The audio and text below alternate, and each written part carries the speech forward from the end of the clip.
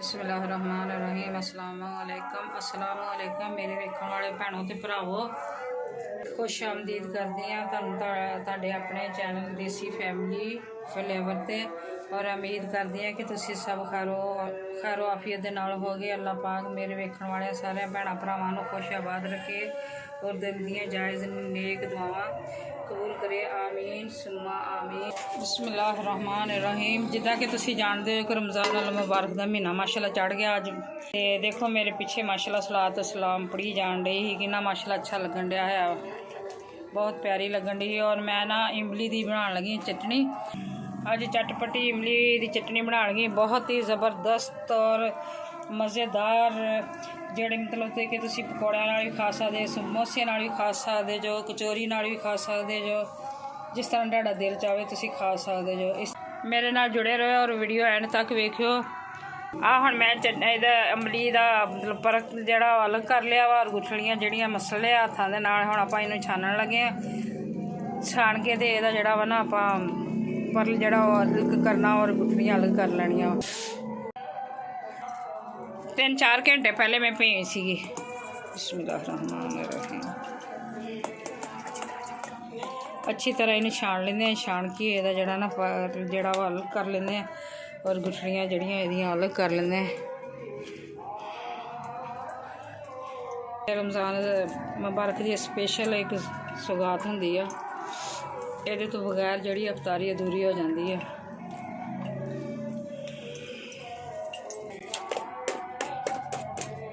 बच्चे बाहर की चटनी लैके आते सी, हरका उन्होंने मैं कहा कि मैं तुहानूं घर खुद बना के देनी, बाहर की चटनी अच्छी नहीं होंदी, कि पता किस तरह की होंदी किस तरह की नहीं होंदी है।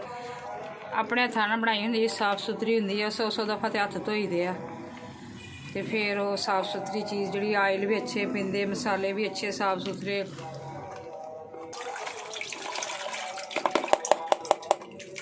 ये अंदर मैं फिर पानी थोड़ा मिक्स कर लिया क्योंकि ये माशाल्लाह कितना प्यारा फिर भी चून निकल आया, क्योंकि कोई भी चीज़ जिहड़ी है ज़ाया ना जाए।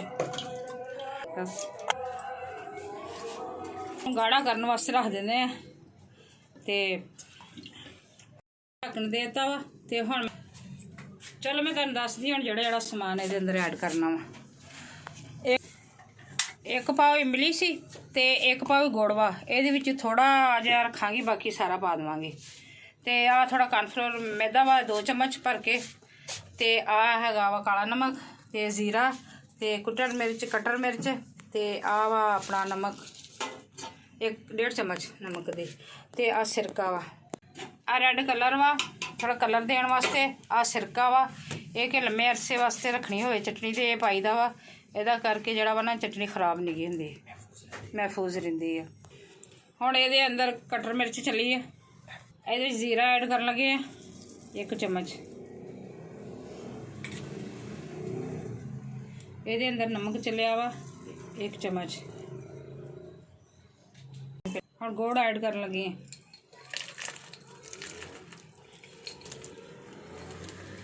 एक पाव इमली सीगी ते 1 पाव तो थोड़ा 1 पाव गुड़ सी, मैं इन्ना जिन्ना विच बचाया वा 1 पाव दे विच। हुण इन्हूं मैं गाढ़ा करदी हाँ। आ कॉर्नफ्लोर थोड़ा जिहा इनू थोड़ा पतला करके विच ऐड करांगे, क्योंकि कईयां नूं कॉर्नफ्लोर पसंद हुंदा वा, वो करदे, कई नहीं पाउंदे। जिन्हूं पसंद होवे वो पाउण, जिन्हूं नहीं हो ना सी।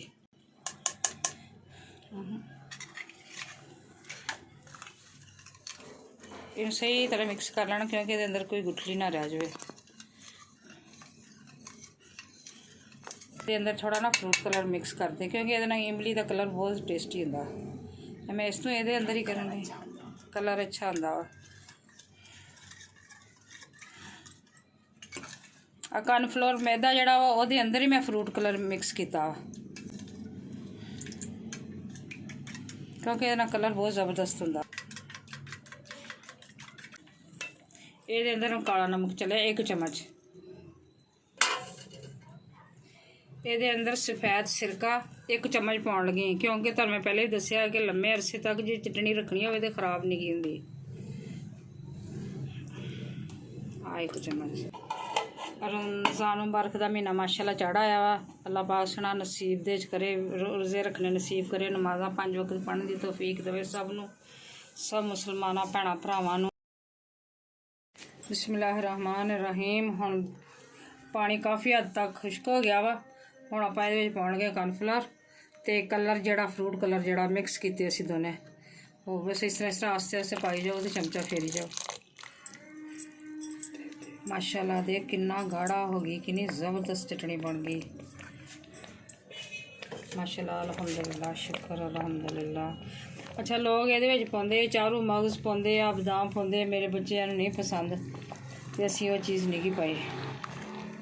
चारू मगज़ तो खाते ही नहीं बिल्कुल भी। आवड़ी हम हो चुकी है रेडी।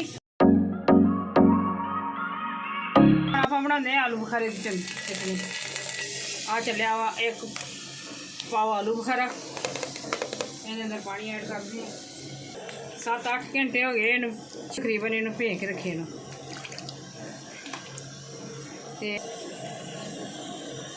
हुण इहदे अंदर चली कटर मिर्च,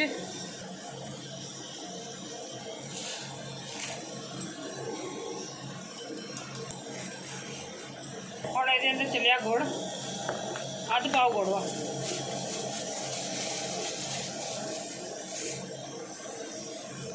हुण इहदे अंदर 1 चम्मच भर के नमक का,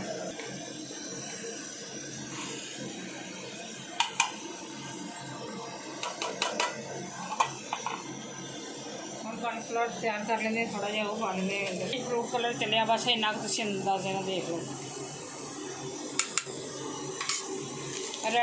रेड फ्रूट कलर,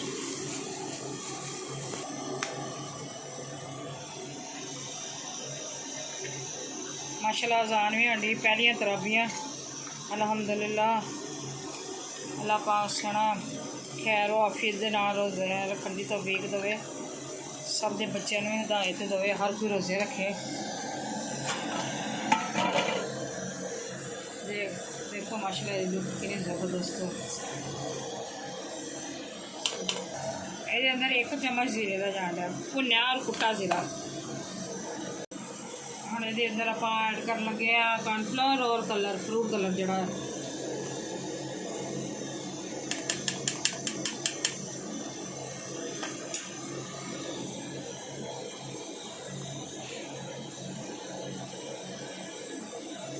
माशाल्लाह अल्हम्दुलिल्लाह ये भी तैयार हो गई है। शुक्र अल्लाह पाक दी नेमतां और रहमतां दा। आधा चम्मच चलिया काला नमक, सफ़ेद सिरका 1 तो 1.5 चम्मच। हो गई तैयार। आ वा साड़ी फाइनल लुक ते आ आलू बुखारे की चटनी आ वा साड़ी इमली की चटनी। माशाल्लाह इहदा भी तुसी असल लुक वेख सकदे जो ते बनाओ और खाओ रमज़ान स्पेशल। इन्हां चटनियां नूं बना के रख लो, पूरा रमज़ान मुबारक माशाल्लाह तुहाडा आसानी नाल गुजर जाएगा। पकौड़ियां नाल, समोसियां नाल, फिर कचौरियां नाल खाओ। आलू बुखारे की चटनी जिहड़ी है ये भी जिस तरह भी तुसी खा सकदे जो, ज़रूर बनाओ खाओ और दुआवां च याद करो। वीडियो देखते जाओ तो लाइक भी और सबसक्राइब भी करया करो। ये तुहाडा प्यार और मुहब्बतां हुंदियां वा, इहदे नाल साडी हौसला अफजाई हुंदी आ। फिर मिलांगे अगली रेसिपी दे नाल इंशाअल्लाह। अल्लाह दे गुनाह भी तुहाडे लिए अच्छियां रेसिपियां लेके आया करूँगी। लाइक और शेयर लाजमी करया करो। अल्लाह हाफिज़।